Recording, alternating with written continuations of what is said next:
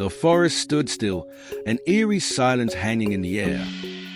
Ladi gripped the glowing amulet in his hand, its warmth pulsing through his palm as he stepped into the heart of darkness. Before him loomed the towering stone lair of the witch, Suzuma, a place where no living soul dared venture.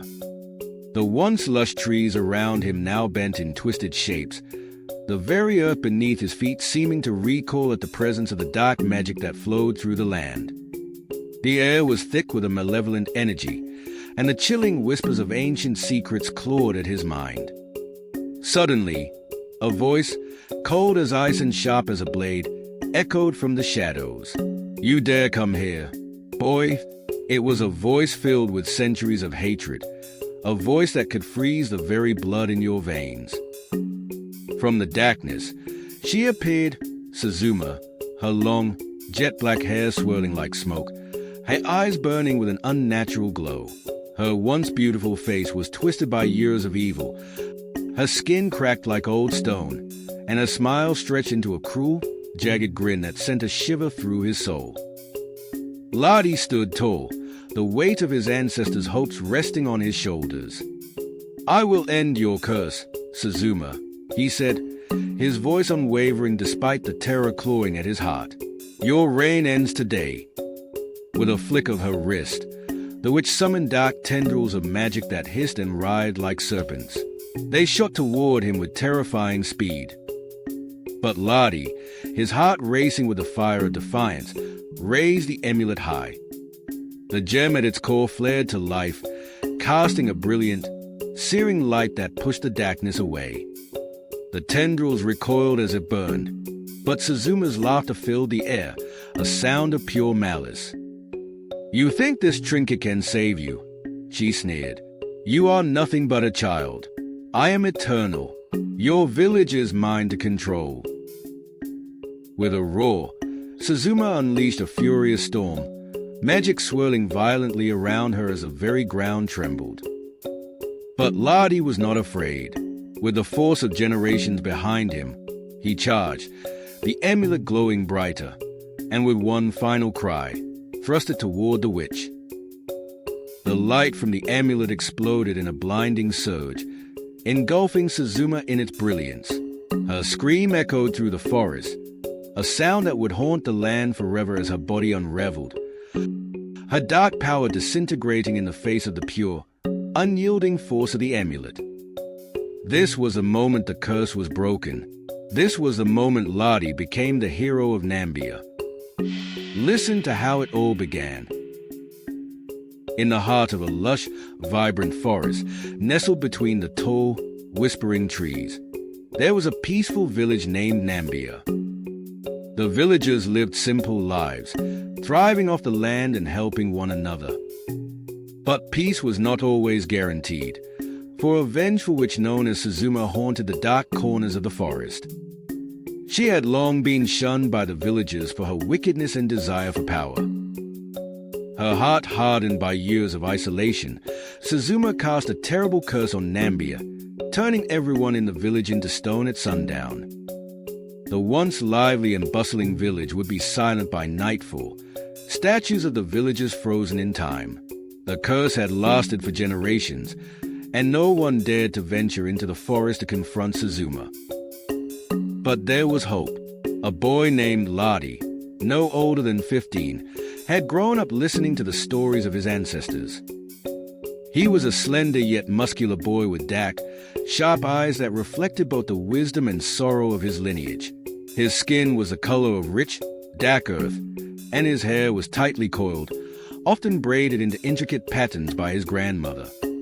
Despite his youthful appearance, there was a strength in Ladi's gaze, a determination that came from the deep pain of losing his loved ones to the curse. His heart was filled with the need to restore his village, and his courage surpassed his years. Ladi's grandfather, a renowned and fearless hunter, had been the first to set out to retrieve the amulet that could break the curse.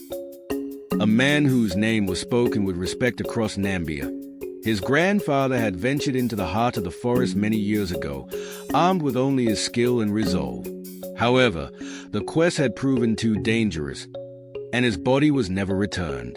It was said that he died in the very lair of Suzuma, leaving his quest unfinished. Ladi's grandmother, holding back tears as she spoke of him, often reminded Ladi that his grandfather had given his life to protect their people and that now it was his turn to carry on that legacy. One evening, just before the sunset, his grandmother called him to her hut. "Ladi, the time has come. You are the last hope of our people. The amulet you seek is real, but the witch who guards it is powerful.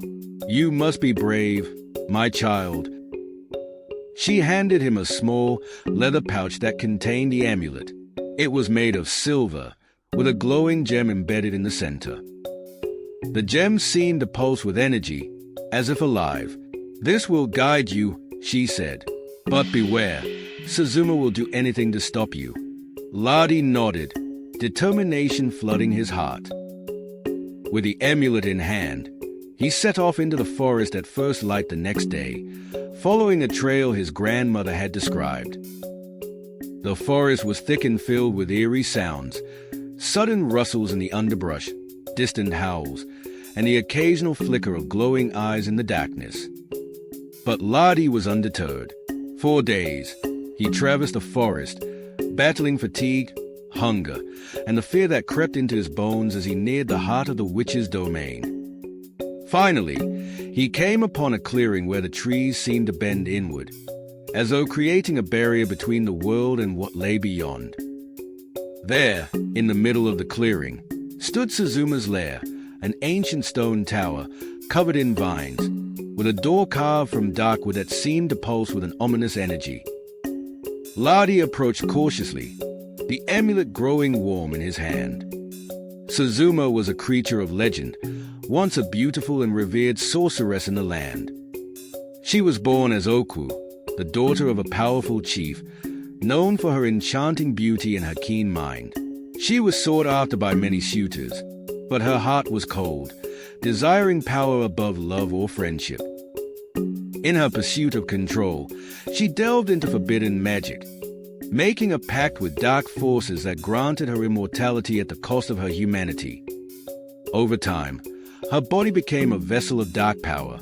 Her once smooth, radiant skin grew pale and cracked, her once bright eyes now glowing with an unnatural, eerie light. Her long, jet-black hair had turned into strands of shadow, floating around her face like wisps of smoke. Her features had sharpened, and her sharp, cruel smile revealed her sharp teeth, like the fangs of a serpent. Suzuma had cast a curse on Nambia out of vengeance, after being cast aside by the villagers who had once adored her. They turned away from her when she chose to embrace the dark arts, and, in her wrath, she vowed to ruin them all. Her heart became consumed with bitterness, and she sought to enslave the people of Nambia forever. Over the years, she became a mythical figure in the village's stories, feared and revered by those who remembered her name. Suddenly, the air grew still, and a voice echoed around him. "You dare come here, boy." It was low, cold, and full of malice. From the shadows, Suzuma appeared, her eyes glowing with a wicked light, her long hair flowing like a river of night. "You are foolish to think you can break my curse." Ladi stood tall, his voice steady despite the fear that threatened to choke him. "I will break it. Your curse ends today." The witch laughed, a sound that seemed to make the very ground tremble. "Do you truly believe that this trinket will save your village? It is nothing more than a bauble, a token of forgotten times. I hold the power here." Without warning, Suzuma raised her arms, and the air around Ladi turned icy. Dark tendrils of magic shot toward him, but Ladi was ready. He held the amulet high, and it began to glow brighter, illuminating the forest with a fierce light. The tendrils recoiled, hissing like snakes burned by the sun. "You cannot defeat me, child," the witch roared, her hands crackling with dark energy. She summoned a violent storm, her magic swirling around her in a tornado of rage. Ladi knew he had to act fast or risk being consumed by her power. With a shout, he charged at her, the amulet glowing with the intensity of the sun. As he reached the witch, he thrust the amulet toward her, and the gem in its center flared with blinding light. Suzuma screamed in agony as the light enveloped her, her body writhing in pain as if the very essence of her being was being torn apart. "Your reign of terror ends now, Suzuma," Ladi cried. The witch's form began to dissipate, her power unraveling as the light from the amulet washed over her. In the final moments of her existence, Suzuma's shrill voice echoed one last time. "This is not over. You cannot stop fate." And then, with a final scream, she vanished, leaving only silence in her wake. Ladi stood alone in the clearing, the amulet now dimming in his hand. The storm had ceased, and the oppressive atmosphere lifted. With cautious steps, he turned to leave, knowing his village needed him. When he returned to Nambia, the curse was broken. As the sun rose, the stone statues of his people began to crack and crumble, revealing their true forms once more. His family, his friends, his village, they were alive again. The villagers rejoiced, singing and dancing in the streets, praising Ladi for his bravery. The boy who had once been the only one to witness the fall of his loved ones was now their hero. And from that day on, the curse of Suzuma was but a dark memory, a lesson passed down through generations. Ladi had broken the witch's curse, restored his village, and ensured that peace would reign once more. But he knew, deep down, that true power lies not in magic alone, but in the courage to stand against the darkness and fight for what is right. And as he looked out over the village that his grandfather had once fought for, Ladi felt a deep sense of pride. His grandfather's legacy had been honored, and the village was free once again.